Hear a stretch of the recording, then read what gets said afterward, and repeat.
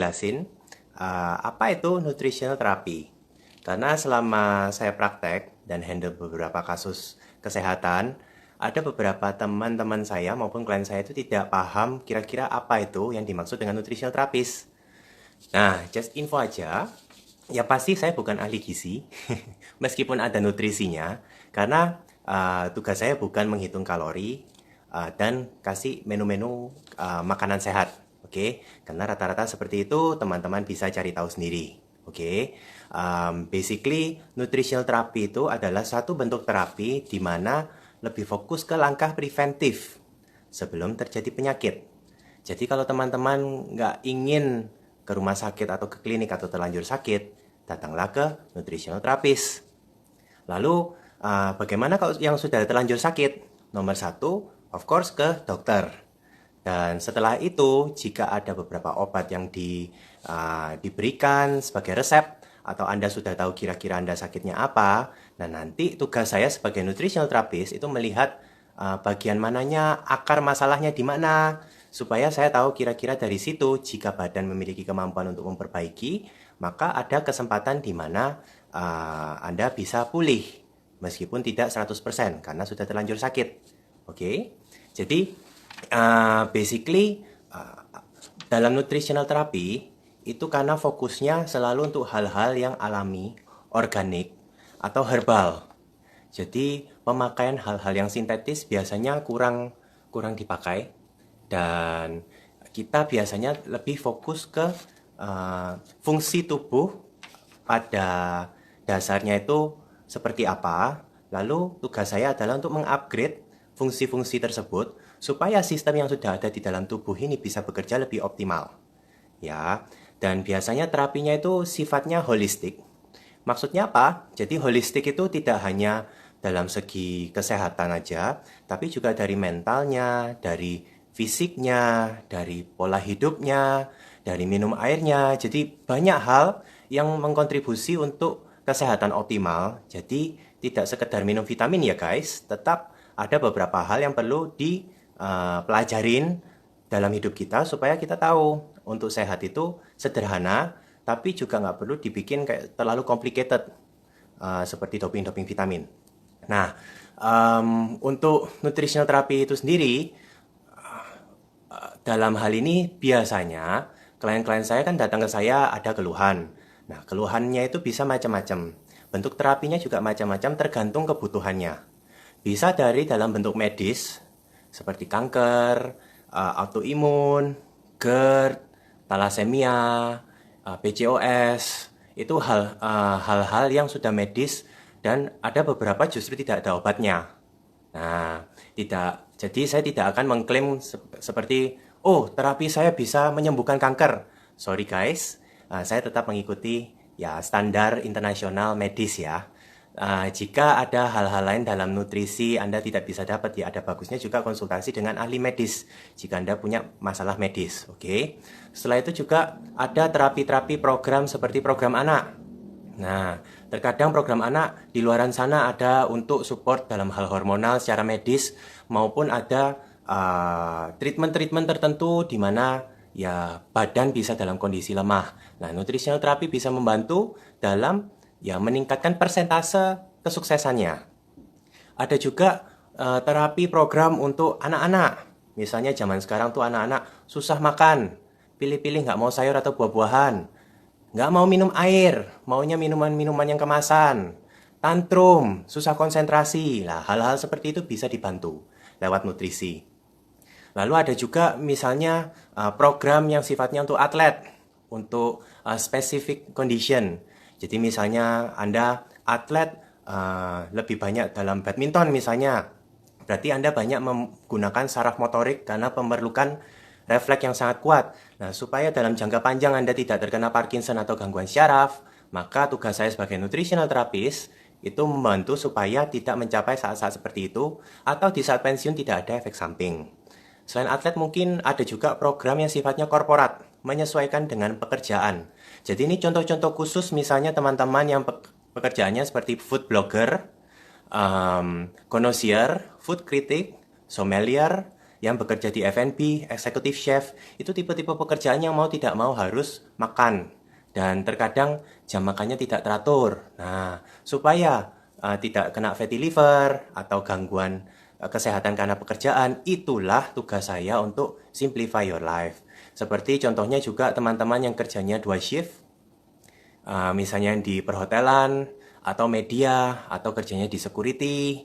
Nah, itu semua juga pasti memberikan dampak kepada tubuh kita karena jam tubuhnya berubah-berubah terus. Atau mungkin teman-teman yang dalam kondisi, hamil atau menyusui seperti itu, terkadang yang lebih concern dalam hal itu lebih detail, saya bisa bantu supaya prosesnya lebih mulus itu. Dan yang terakhir, biasanya ini yang nggak ada matinya, itu program terapi untuk kecantikan dan kesehatan. Kalau kecantikan contohnya, Anda sudah ganti-ganti klinik di mana-mana, tapi wajahnya tetap beruntusan, terus kok tetap iritasi, merah-merah. Nah, itu tugas saya untuk melihat sumber masalahnya di mana. Hormonal, gangguan pencernaan, stres, terkadang ada beberapa hal yang krim tidak bisa membantu. Itu tugas saya untuk membantu dan menjelaskan proses alami dalam penyembuhan wajah. Seperti itu. Dan yang terakhir, program terapi untuk membentuk badan, untuk kesehatan. Nah, biasanya yang paling banyak itu yang untuk mengecilkan badan. Ada juga yang mau membesarkan badan, tapi tugas saya adalah untuk hal seperti itu, bukan mempromokan sistem diet apa A, B, C, atau Anda mesti dalam pukul rata harus pakai susu ini, teh ini, apa. Tidak. Jadi fokus saya untuk program-program seperti itu, saya akan melihat kelemahan tubuh Anda itu di mananya, dan akan saya sehatkan, karena di saat Anda sehat optimal, segar bugar, otomatis badan tahu kok body idealnya seperti apa, nanti otomatis akan memperbaiki diri. Jadi teman-teman, tolong untuk dalam hal kesehatan, jika Anda mau mengkonsultasikan diri Anda kepada seorang nutritional therapist, ada beberapa hal yang Anda bisa tanyakan. Dan please, give me good questions. Jadi, jika Anda tidak paham, saya bisa memaklumi. Tapi setelah video ini, semoga teman-teman bisa lebih familiar dengan profesi saya dan bisa mengambil benefit dari apa yang saya bisa bantu untuk teman-teman. Oke? Nah, misalnya ya, saya kasih contoh do and don'ts. Ya, misalnya yang jangan itu, obatnya aman nggak? Boleh foto produknya? Bisa lihat komposisinya? Mereknya apa? Nah, pertanyaan yang benar itu, saya sekarang sudah punya vitamin ini, suplemen ini, obat ini. Nah, kira-kira apakah ini efektif? Ada efek sampingkah? Itu yang lebih bagus. Dan saya bisa membaca komposisinya untuk Anda. Dibanding Anda mempertanyakan kredensial saya, ada bagusnya mending Anda lihat kondisi Anda sekarang dan saya bisa bantu. Oke? Terus, dan of course, kalau saya praktek, ya pasti yang saya berikan selalu yang alami, herbal, atau organik. Oke? Kenapa saya pilih organik? Sebisa mungkin organik karena tubuh kita pada dasarnya sudah organik. Jadi apa yang bisa kita serap, rata-rata semua yang sifatnya organik.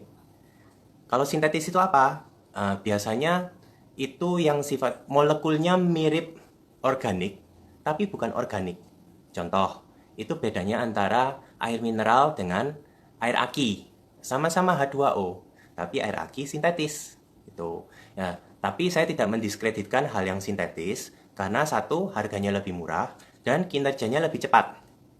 Oke, makanya kalau teman-teman ke dokter diberikan obat, itu efeknya lebih cepat karena itu sudah ditargetkan ke masalah supaya lebih cepat terkontrol. Sedangkan kalau saya yang sifatnya natural, jika teman-teman tanya, oh kira-kira saya bisa sembuh berapa lama? Sorry to say, tiap orang kondisi badannya beda-beda. Jadi, mungkin Anda tidak apa-apa, tapi ternyata di dalam apa-apa. Jadi, buat saya biasanya terapinya tolong yang sabar, karena mungkin masalahnya di bobot, tapi Anda tidak tahu ternyata masih ada banyak PR di dalam tubuh yang harus diperbaiki. Oke, gitu. Terus, contoh misalnya yang paling sering, karena saya klien yang paling banyak itu untuk bentuk badan, seperti kecilin badan. Kira-kira 1 bulan bisa turun berapa? Terus, budgetnya berapa, terus em, saya nggak mau kalau disuruh olahraga, saya nggak mau kalau disuruh gini gini gini. Ya benernya it's okay, tapi ada bagusnya Anda pahami dulu fungsi tubuh Anda, ketimbang Anda sudah bilang saya nggak mau ini, saya nggak mau itu. Karena ada kalanya yang saya sarankan itu terlihat simple, tapi ada alasan medisnya mengapa itu. Contoh, ada klien saya yang mau mengencangkan badan, minum suplemennya banyak, tapi nggak bisa kurus-kurus, padahal olahraganya udah jos. Ternyata saya lihat, dia minum airnya itu kurang banget, jadi badannya dalam kondisi dehidrasi akut. Saya suruhlah dia minum sesuai dengan berat badannya. Tapi alasannya, sorry, kalau saya suruh minum, saya nggak bisa gitu. Karena saya pada dasarnya dari kecil nggak suka minum air. Ya, sekarang pilihan di tangan Anda. Anda mau sehat, atau Anda mau ya konyol, tidak sehat cuman gara-gara hal sepele seperti minum air. Memang ada beberapa teman saya yang seperti itu, dan memang mereka berusaha, misalnya idealnya minum 2 liter, tapi ternyata dia hanya minum di bawah 1 liter. Dan saya beritahukan, itu resikonya bisa stroke, worst case, atau gangguan di syaraf, atau infeksi saluran kemih. Ya kalau Anda tidak ingin itu terjadi, mulailah. Jadi mungkin dari kurang dari 1 liter, coba 1 liter, pelan-pelan jadi 1,5 liter, lalu akhirnya jadi 2 liter. Pelan-pelan tapi cobalah. Kadang untuk sehat itu nggak terlalu complicated kok. Oke? Nah, buat teman-teman yang ketawa, yang komen-komen di sini, Anda tahu. Mungkin Anda klien saya. Oke? Terus, oh, ini agak ini boleh minta diskon. Sorry ya guys, saya ini jasa kesehatan untuk konsultasi, bukan jualan obat. Jadi tolong jangan ditawar ya. Karena ada bagusnya mungkin pertanyaannya diubah. Oke, seperti oh kondisi saya sekarang seperti ini, budgetnya agak nggak kuat gitu. Kalau boleh diringankan atau dimodif bisa nggak? Nah, santai guys, kalau saya berikan program itu memang sesuai dengan standar. Tapi jika ada yang memang budgetnya kurang banget, saya akan sesuaikan sama seperti kalau pengobatan, ada level premium, ada level standar, ada level yang budget gitu. Akan saya sesuaikan gitu. Oke? Terus mungkin contoh yang terakhir itu tipe-tipe orang yang muntaber, mundur tanpa berita. Ya guys, tetap ingat kalau saya memberikan terapi atau program, ujung-ujungnya itu untuk hal yang positif supaya Anda sehat. Nah, jika Anda tidak mengikuti, itu terserah karena tubuh Anda sendiri. Cuman please, jangan, yang saya sesalkan itu biasanya teman-teman yang mundur, tapi tidak pernah menginfo saya kalau dia ternyata memodif program saya. Tiba-tiba dia coba program lain, atau konsumsi produk-produk lain tanpa konsultasi. Jadi, itu sebenarnya tidak apa kalau ternyata program yang dia modif itu lebih bagus. Tapi terkadang karena di sekeliling sini juga ada sales-sales distributor yang menjual produk-produk seperti itu, mereka terlalu fokus ke omset dan testimoni. Sedangkan saya fokusnya ke hal-hal yang eksakta, yang ya sesuai standar. Jadi terkadang tuh ada teman saya, klien saya tuh yang mengambil program lain, tapi sudah harganya lebih mahal, ternyata speknya itu horor, malah membahayakan jiwa. Nah, ini banyak saya rasakan terutama ke klien-klien saya yang cancer. Karena hal-hal seperti ini konyol akhirnya merenggut nyawa. Jadi tolong please, I take it seriously untuk nutritional therapy, dan saya berharap teman-teman juga take it seriously. Gitu. Need help?